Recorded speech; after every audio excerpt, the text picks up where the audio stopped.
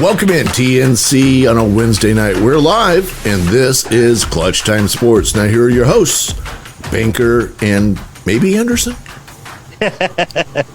Thank you, Mr. Kelly. Josh Banker with you here on a windy, blustery night in Southern California while Mr. Anderson is digging out from his snowdrift in Minneapolis tonight. I'm not envious of anybody that has to drive on the roads right now, anywhere basically east of Texas. It's been just kind of gnarly all over the place. I got to tell you, though, and Tom, maybe you want to chime in on this. I'm always one that when I watch sports, especially when it comes to football, when it comes to a snow game like we saw on Sunday between the Bills and the Bengals, I can't take my eyes off of games like that. No, I love it. I just absolutely love it. There's just something about seeing the lines etched out by the brooms or however they're going to make to show the hash marks or so. I love it when they take off their helmets and the steam comes out of their head, and it's just I love all of it. The worse the weather, the better I think the game is. And as cameras get better with our 4K technology and everything too, just the zoom ins on some of those to see, you pull back the camera, you don't realize how hard it is raining or how hard it's snowing, and then all of a sudden you get that zoom in on a player's face, and it's like, holy cow! How can they how can they even see in a snowstorm like that? It's crazy. It is crazy. And what I find interesting too, as we start our discussion of the NFL playoffs, is playoffs. Oh, hey, there's Mr. Anderson. Talk about playoffs. You kidding me? Playoffs? You like that? Perfect timing, huh? Yeah, I mean, you're coming in hot for the playoffs. That's great. Oh my goodness, I'm having some audio difficulty. I apologize, guys. Well, that's all right. You want to chime in on the ability to watch games in the snow? I mean, you are from that part of the country where that happens more often than not, but especially for somebody like me on the West Coast who's been a West Coaster all of his life, to be able to sit there and watch a game like the Bengals and Bills in a, not quite a blizzard, but I mean, as close to it as you could possibly get without all the wind. I mean, that's just pure entertainment to me. We have a saying in the Midwest. It starts like around September, and you start feeling that little crisp in the air. You see that dew in the morning, but you start seeing that nighttime dew. And there's something about, you don't think it's football season until it's cold. And you just enjoy that snow on the ground and playing the cold. And I grew up playing football in the backyard like that. And then when I got to high school or junior high or pee-wee football, playing in the snow is just a part of the game, and you enjoy it so much. So it was exciting. It was an exciting game to watch. And unfortunately, the Bills, I know we want to wish for them to have won, to move on because of what happened, but I just really saw that Cincinnati had the complete package. And if anyone thinks that this team is there by mistake or they're a fluke, this is 2 years in a row. And like they said, before you start selling tickets, last time I checked, we went to the Super Bowl. That's right. Yeah, I completely agree. And with the whole Hamlin situation for Buffalo, that was kind of the feel-good story. But we talked about this last week too. I mean, it's kind of the same. The only difference for the Bengals is that they didn't have the player on the field that had collapsed during that game, but they were a part of everything too. I mean, the whole gamut of emotions that they had to run through as just football players in general gives them, that same sort of motivation that Buffalo had, except they just didn't have that player that was involved with it. But I'm amazed at the poise. And this is kind of a whole playoff picture perspective, in my opinion. Right. The amount of poise, you look at the quarterbacks that are remaining in the playoffs right now. You've got Joe Burrow with the Bengals, who's barely turned, into puberty, if you look at his face. Patrick Mahomes, who feels like he's been in the league for 10 years, hasn't been in the league that long. And then you go to the NFC, Jalen Hurts is less than 5 years in the league, and Brock Purdy is a rookie.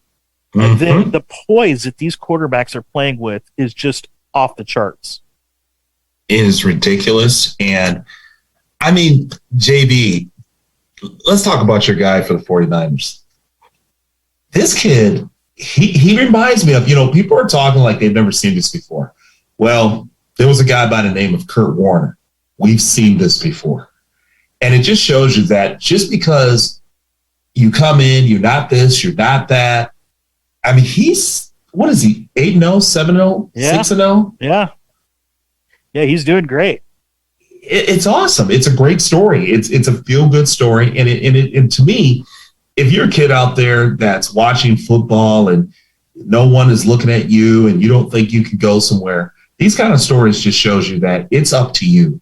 You have to put in the time, the work, and the dedication, and you can get somewhere. You don't have to come from these fancy schools, and you don't have to be this 5-star athlete to make something in the NFL or the NBA or NHL or the the hockey league. It doesn't matter.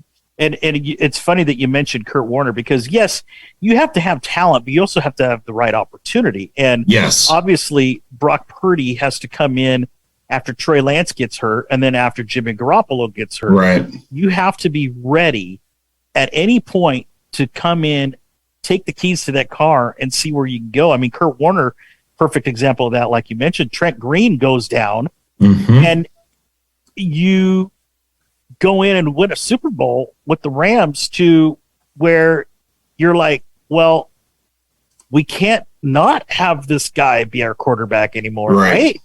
Right. And the Niners are going to be in a very interesting predicament next year, which is the best kind, by the way, of what do you do if Brock Purdy takes you to a Super Bowl? I think Jimmy G is gone, no matter what. He was on a 1-year contract to begin with. But if Trey Lance is healthy, you have to put him as his backup, right? I mean, unless something happens to Purdy. To me, I'm sorry, I'm not gonna agree with that. I think you keep all three of them because today's NFL teams, they can go 3 deep.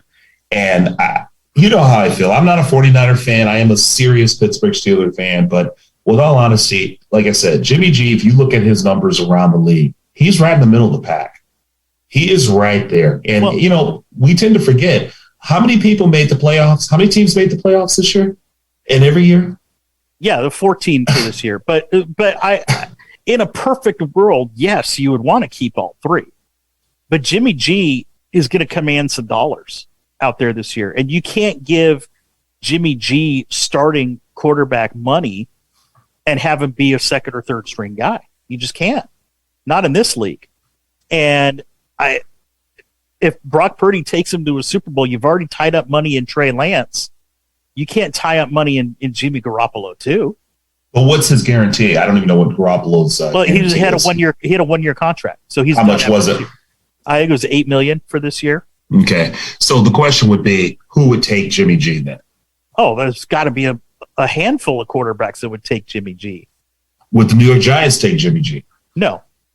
Would the Jaguars take Jimmy G? No. Would the Buccaneers take Jimmy G? Maybe. Would the Miami Dolphins take Jimmy G? Well, are we going to go through every city here? I mean, would the Raiders take Jimmy G? Would the Raiders take Jimmy G? Absolutely. Would the Vikings would take Jimmy G? I don't know about that. They've got a lot of money invested into Kirk Cousins. But I'm just saying, like, okay, if Aaron Rodgers retires, you've got an opening there at quarterback. Now, maybe they stick with Hundley or somebody else there, but if Brady finally does retire, Tampa's certainly got an opportunity there to still do good things with somebody like Jimmy G as a quarterback.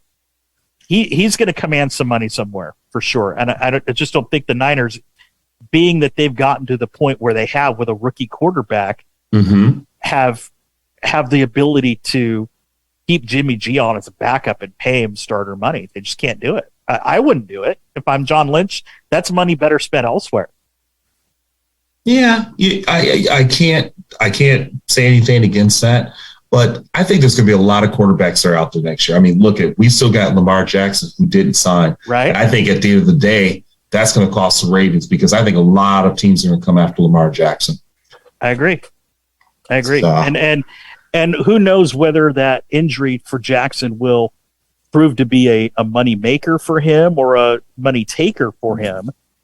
I still think he's going to command a lot of money because of his age and his ability to run with the ball and throw the ball at the same time, whereas Jimmy G isn't that kind of athlete. He just isn't. But, I mean, he's a guy that has led to a team to a Super Bowl and an NFC championship game on multiple occasions. So we'll see. We got to run to a break, though. We'll be back. You're listening to Clutch Time Sports right here on TNCRadio.live.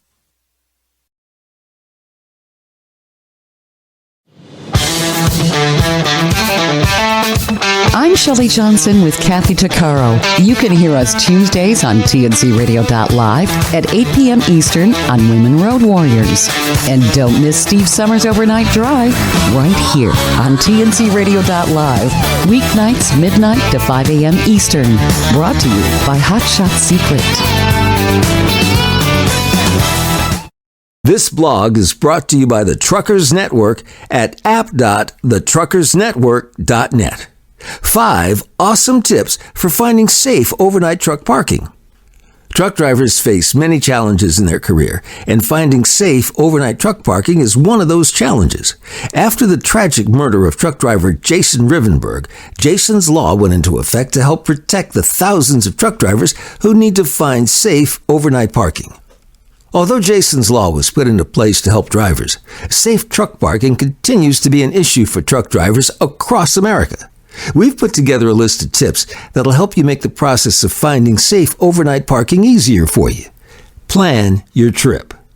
Pre-planning your trip is something every truck driver should consider doing. Not only does it allow you to map out your overnight parking, but it allows you to map out where you can get fuel and food. Before you hit the road, take a look at your route. Avoid scheduling truck parking in high-crime cities or congested areas. Pro tip, download the app Truck Park. With over 200 secure locations, the Truck Park app allows drivers to schedule their overnight parking in advance, so drivers don't have to worry about driving around to find a parking spot. Not only is it a relief to have your parking spot booked, but it's also more productive with HOS. Also, if you're a member of the Truckers Network, drivers get instant access to a 15% off promo code to use when booking a parking spot with TruckSpot. You can sign up for just $5 a month. Park early. If you don't choose to reserve your parking spot through Truck Park, we suggest parking early. The majority of safe parking spots will fill up quickly before it gets dark. If you can, start driving early in the morning so that when it's time to quit driving for the day, you won't find yourself fighting for a parking space. Park in a well-lit area. Walmart parking lots are an extremely popular location for overnight parking. Why? Because they're well-lit areas. When planning your trip, it may be difficult to know whether they have well-lit parking available. If you find yourself in a situation where you don't feel safe, talk to your dispatcher. They might be able to help you find secure truck parking. Lock it up. It may seem like a no-brainer, but you'd be surprised as to how many truck drivers forget to lock up their truck and trailer for the night. So before you go to sleep for the night, make sure to lock everything. Insert a dash cam. Dash cams are a great way to provide evidence if your truck was in an accident or vandalized. It's always refreshing to know that you have an extra set of eyes on your truck. This blog was brought to you by the Truckers Network at app.thetruckersnetwork.net. Trucking Moves America Forward, or TMAF, is boosting the image of the industry by telling the story of trucking, and your story can be part of it. Upload a photo. Tell us what you love about trucking, or send us a story about a good deed or charitable act in trucking. Be sure to follow us on social media and contact us through truckingmovesamerica.com. That's truckingmovesamerica.com.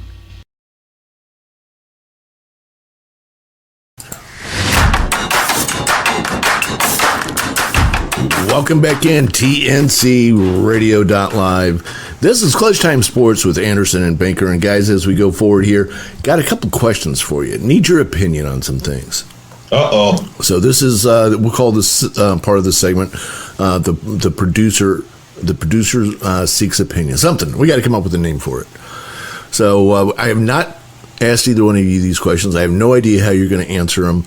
If we can go back and forth with different questions, or you can both answer the same question. It depends on what you think about the questions. So we'll see how this plays out. So I'm going to start off with you, JB. Okay. Baseball Hall of Fame. Scott Rowland, elected to the Baseball Hall of Fame, the only player elected to the Baseball Hall of Fame.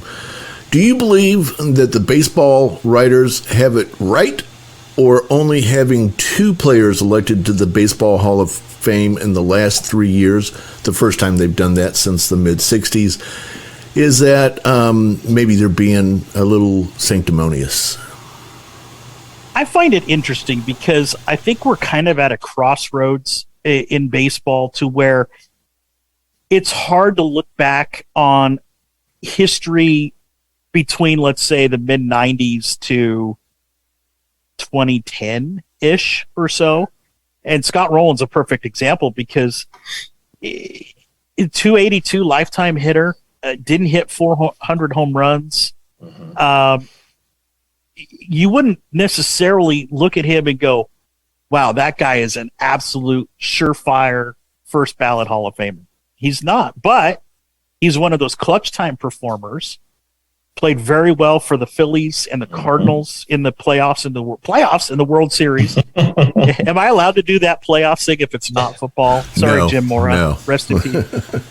But I find it interesting that I almost kind of feel like we need a changing of the guard as far as the voting within MLB. I mean, what do we need to start setting some sort of criteria for Hall of Famers these days? I mean, it almost feels like, I don't want to say Rowland is undeserving because that's not the case, but it almost felt like with the way the voting came in this year that they did this just because they needed to get somebody in. And why not Billy Wagner or one of the other guys who came close but didn't get there? It's confusing. Any thoughts you have on that, Ivan? Yeah, you know what? I think the thing about baseball is that it's too stringent, and they would say that basketball is too loose. Too many people get into the Basketball Hall of Fame, and he had a good career. I mean, he played for 4 different teams, and he was a good third baseman. Who make that decision? I think that helps, but I don't think it solves the problem. Right, I agree. I think we're just kind of at the crossroads now where, you know, you're going to get surefires like Mariano Rivera who gets elected in the Hall of Fame. Right. But you still got guys like Barry Bonds and Schilling and all these guys from that steroid era that, you know. But Schilling, that's a whole, that we could do a whole 10-minute segment on why Schilling isn't in the Hall of Fame, and it has nothing to do with steroids. Right. No, you're right. But he's still from that era where I think people associate him with that, even though it has nothing to do with steroids. Yeah. I'm just saying that it's, you know, you look at a guy like Barry Bonds, who probably was a Hall of Famer even without the steroids before, you know, any of the stuff that happened with him. So, you know, who knows? It's just an interesting case because I feel like it's still a lot of good old boys in baseball right now, and we haven't quite evolved. All right, next question. We'll start with Ivan on this one. Ivan, will Dallas Cowboys kicker Brett Maher ever play in the NFL again? You know what? It's amazing. I teach my kids, no matter how many times you fall down, you get back up. And no human being is perfect. And unfortunately, he missed 3 field goals in a row. But try again. Don't put... Okay. Yeah, try again. He missed 5 out of 6 extra point after attempts. So. You know, it's don't put on him. 7, actually. Yeah. Don't put on him the issues that's been plaguing Dallas since the man bought the team. And I think I'm on the record on our show saying, as long as Jerry Jones is the owner and the manager and the coach and everything, they will never win a ring. So the kicker, I feel for him. He may have to go back, regroup, get some sports psychology going on. But yes, he'll play again in the NFL. All right, JB, back to you. NFL, MLB, NBA, NHL. rank them in order of popularity. Oh, wow. Oh, well, this is very easy, in my opinion. And I can tell you firsthand from somebody who just spent the last 4 days actually doing a little post-Christmas get-together with my dad out in Las Vegas at Mandalay Bay. I saw the Instagram. Yeah, so if you as Mandalay Bay could charge $100 just to sit in your sports book to watch an NFL playoff game, that should be the answer to any question as far as the popularity of those sports, those major sports in America. The NFL reigns supreme, will reign supreme for a long, long time. Yes. And I find it interesting, too, that, and this could be a whole nother show, really, how we're getting to a point where Aaron Rodgers today is talking about restructuring a deal where he's in line to get $50+ million next year. How much of that money is going to be guaranteed? I don't understand how and why there isn't more guaranteed contracts for players in the NFL, knowing the popularity and the money that the NFL brings in every year, especially with the amount of injuries that we keep seeing too. It's kind of crazy in my mind. Rank out the other three for me. Okay, I got the NFL. I still think the NBA is a third to MLB at this point. Yep. And then the NHL is a distant fourth. Yep, agreed. All right, last question. This one goes over to Ivan. Ivan, listen carefully. Uh-oh. James Bond, Jack Bauer, Jason Bourne. On your driver navigation station, tncradio.live. Hi, I'm Dr. Christopher Cortman, and now for the Mental Health Minute.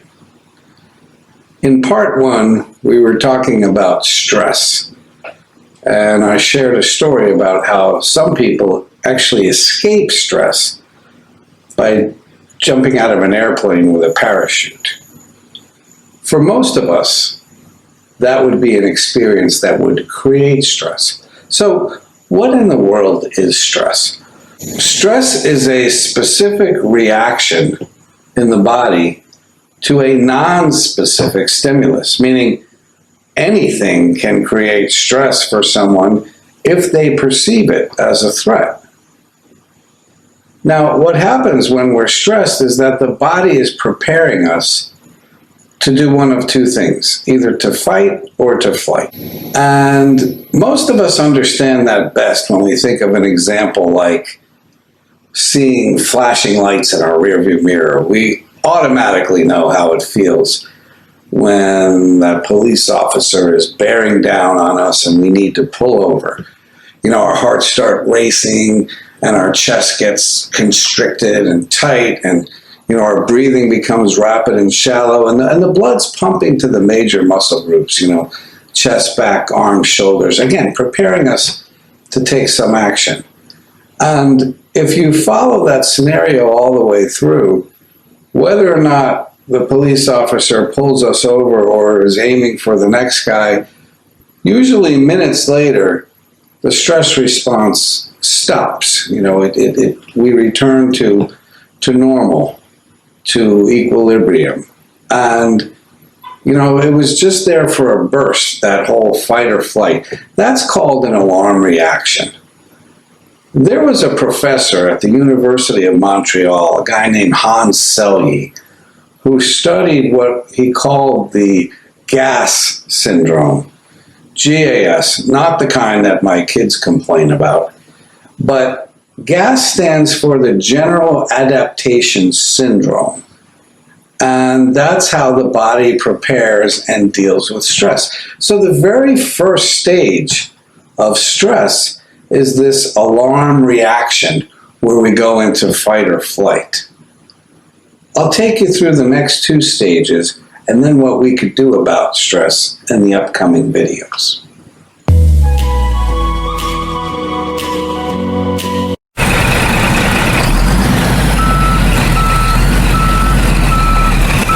I'm Ron Samuels. We put it in reverse gear so you can enjoy the history of popular music and hear the soundtrack of life Wednesdays at 8 Eastern and 7 Central, right after the train station on tncradio.live.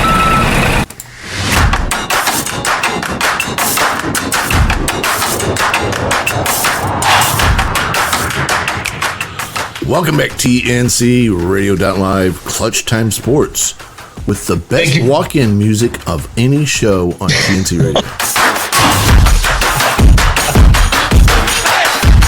I mean, if that doesn't get your blood pumping while you're out there driving right now, I mean, come on.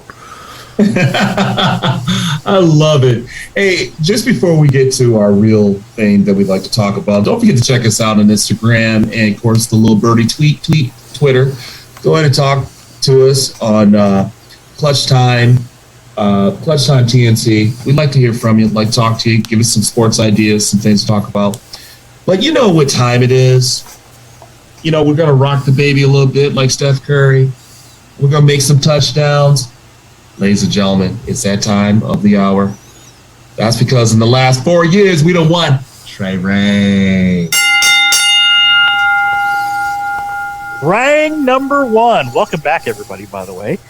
So traditions can be fun, and if you win an NFL playoff game, perhaps a binge at Waffle House is in order. At least that's what happened when the Jags quarterback Trevor Lawrence won their playoff game a couple weeks ago, much to the delight of Kansas City quarterback Patrick Mahomes, by the way.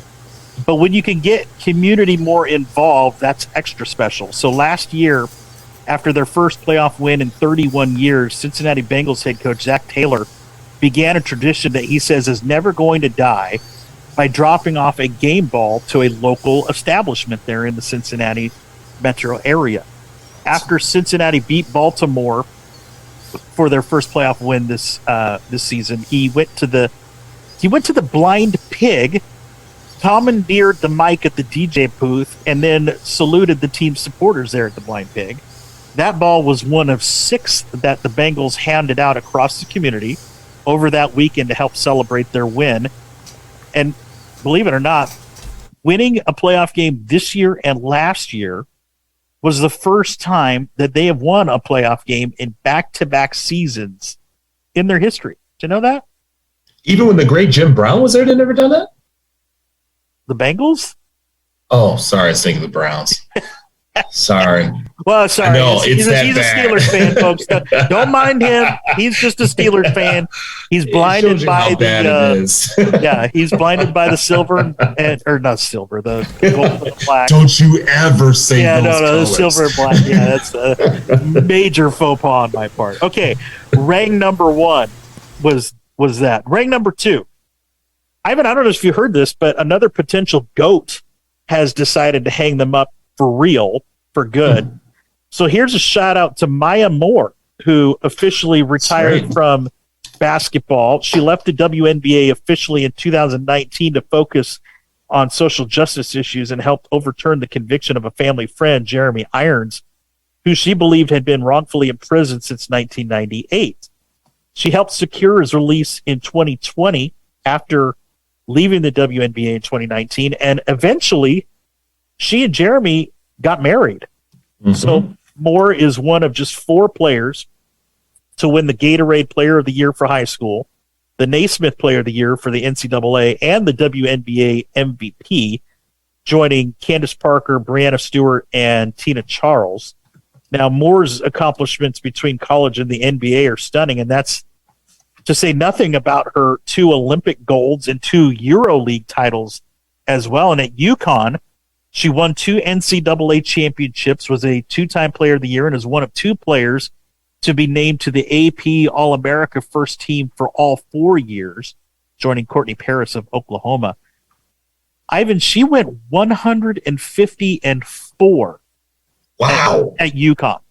150-4. That's kind of like my record against you in fantasy football. I think that's what it is, right? No, just kidding.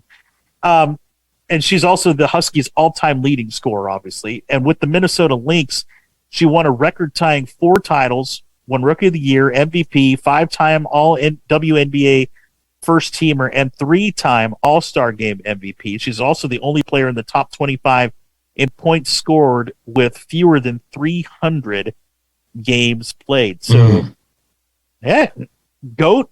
I probably would say so. Maya Moore, here's to you. Congratulations on your official retirement. Yes, absolutely. All right, rank number 3. 2 Tuesdays ago, I was blessed to attend my first NBA game of the year. Yes, we saw. As I traveled up to crypto.com to see the Clippers play the 76ers with my big-time Clips fan and good friend Craig, as you know, Mr. Craig. So shout out to him. It was his birthday on Sunday.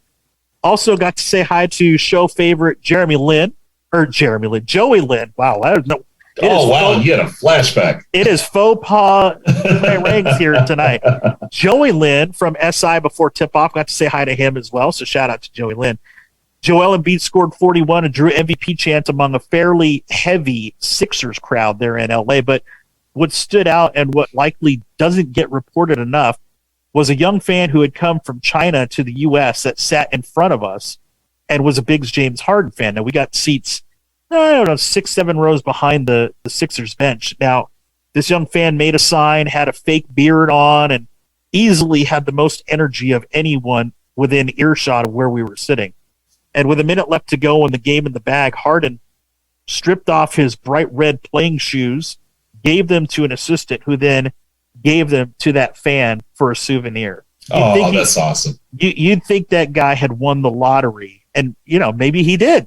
But props to James Harden for ending a special night and reminding us that there really are pros out there that we just don't often see and hear those kind of stories. And there are more of those stories, I think, that don't ever get talked about, but getting to see that firsthand, I mean, I couldn't tell because his back to us was to us for some of the time. Yeah. But I wouldn't imagine that young fan probably shed a tear because, I mean, his sign said, I traveled from China to see James Harden, or so, I'm paraphrasing, but just so cool to see something like that in person, and to see James Harden, who, obviously appreciates a loyal fan like that, reward him with even a small token of kindness like that with some shoes was really cool to see. And that's Trey Rangs for this Wednesday night. I wanted to go back to Moore. She's part of that UConn dynasty that has been going on and producing. I mean, Taurasi. You could just go back of how many phenomenal basketball players that's come out of that program.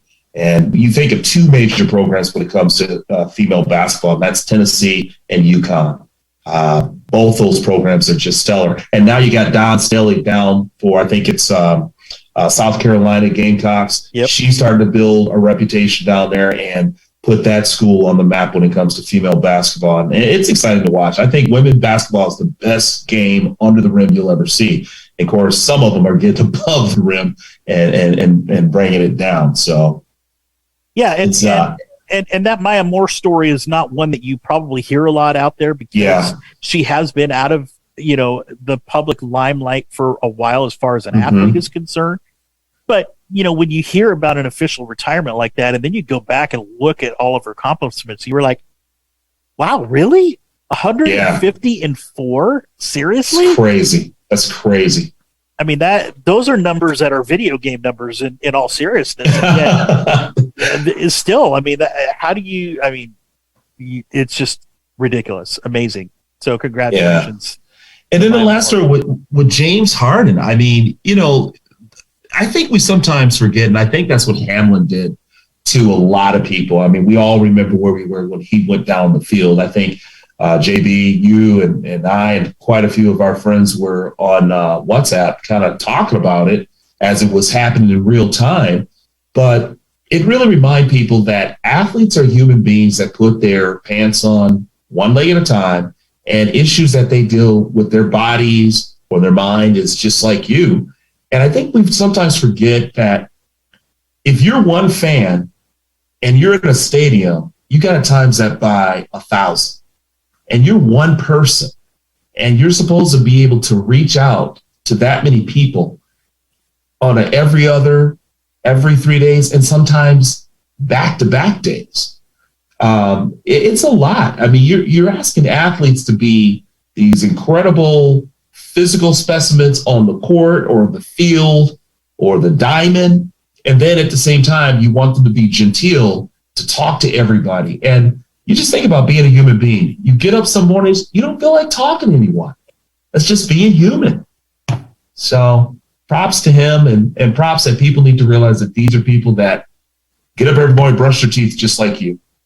Right. And again, those are stories that you just don't hear very often because they're not big token gestures. They're not, and there are big token gestures like when J.J. Watt was helping with Katrina and all the stuff within the Hurricanes back when he was playing with the Texans. And there's so many stories like that. But and he's, by the way, announced his retirement as well. And we haven't even talked about that over the last few weeks either. But there is a compassionate side to a lot of athletes that just doesn't go unnoticed because there's so many other opposite ends of that spectrum, and that unfortunately commands the news when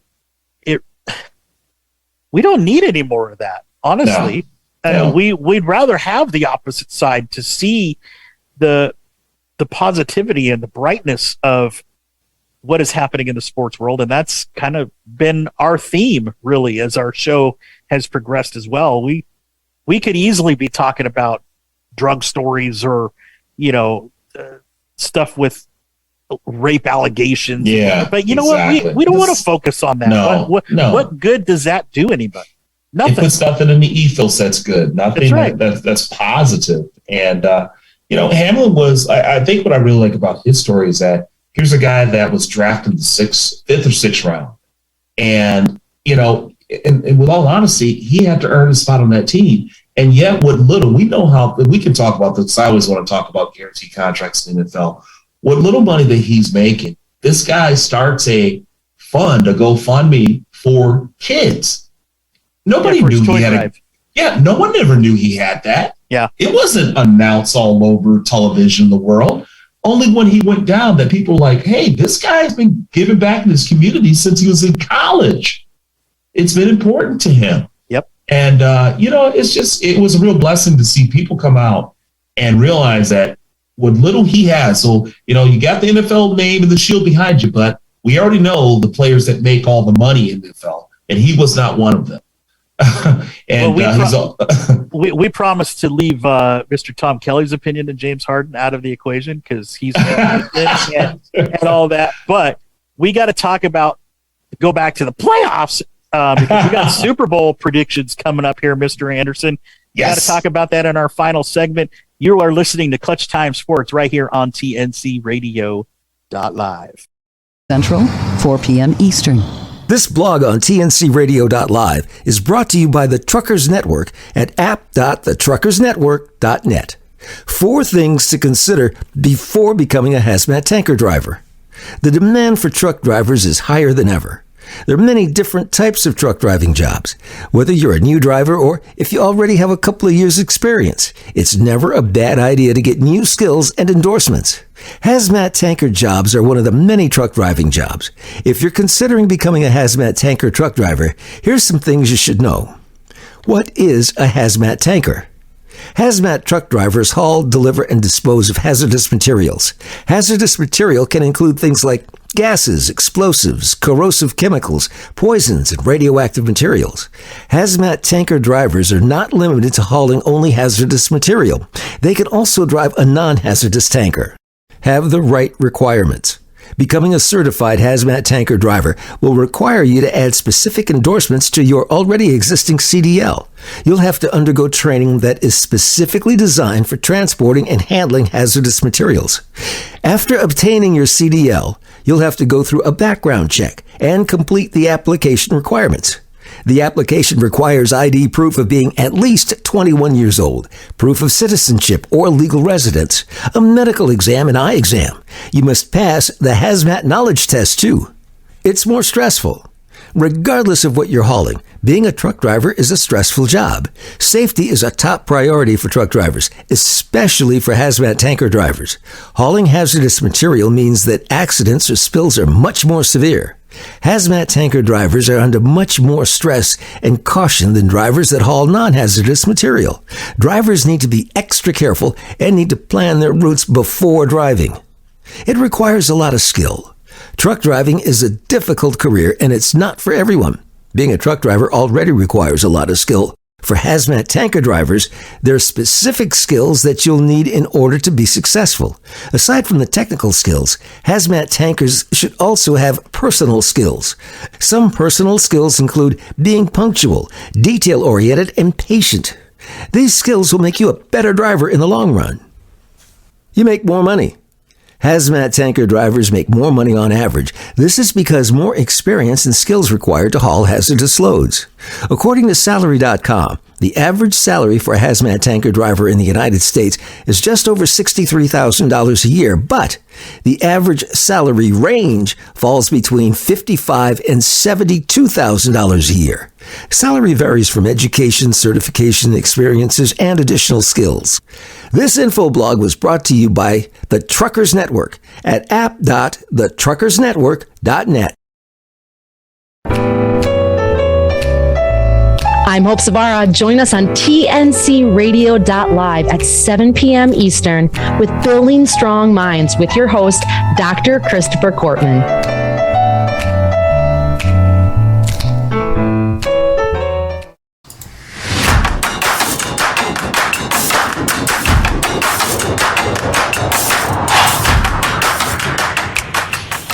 Welcome back in, TNCRadio.live. This is Clutch Time Sports. Here are Anderson and Banker. Well, thank you very much, Mr. Kelly.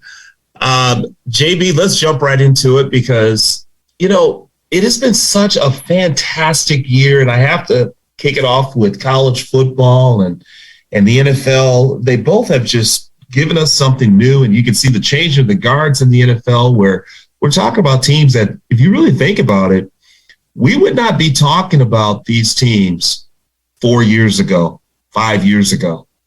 We're talking about the Bills, even though they lost, but we're still talking about the Bills. We're now talking about the Bengals. We're talking about the Eagles. You think about the changing of the guard and how things are shaping up for the playoffs and going into the Super Bowl. It's really fun. It is. It's exciting. And there's so many different fun storylines to this too. Obviously, this is the first time since the 2011-2012 NFL season that we've had a repeat conference championship game, and that's between Cincinnati and Kansas City. And with all the accolades that we've seen thrown out at Patrick Mahomes, you know who the only quarterback is that he's never beaten? Well, in multiple games and true meaningful games. It's Joe Burrow. He has never beaten Joe Burrow. And if I want to get analytical here with regards to this game, I think it doesn't happen this time either. I think the high ankle sprain for Patrick Mahomes is going to take away something that is very underrated in Mahomes' game, and that's his mobility. Now, he's not somebody like Jalen Hurts, who's going to be getting 50 to 100 yards rushing a game, for sure.